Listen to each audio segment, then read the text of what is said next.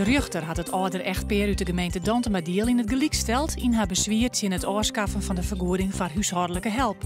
De gemeente moet eerst uitziekje als het stel zonder die help kan, had de rechter zijn. Want die tijd rent de vergoeding gewoon terug. Personeel van de NDC Media Groep komt bijenoor in Drachten.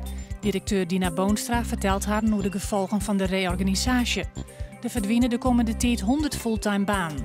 Waarvan de helft op de redacties van de Ljouwerte kranten, het Fries Dagblad, het Dagblad van het Noorden en de Streekbladen.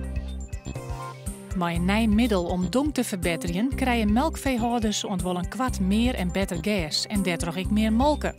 26 boeren in Friesland doen mij aan de proef met deze minerale mix. Ze zeggen grote voordelen, ik in de opbrengsten van jerappels en mais. Er komt in Ljouwert een centrale vestiging van de bibliotheek, maar den jonken activiteiten in de wenweken en op squallen.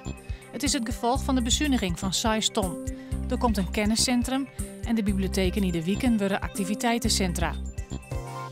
Joen en vannacht 4 graden, maar rein. Een zuidwestenwind dan neemt het stormig. Morgen ik stormig, in het waardgebied krijgt 8, maar flinke buien, maar kans op hagel en tonger. Het wordt 8 graden.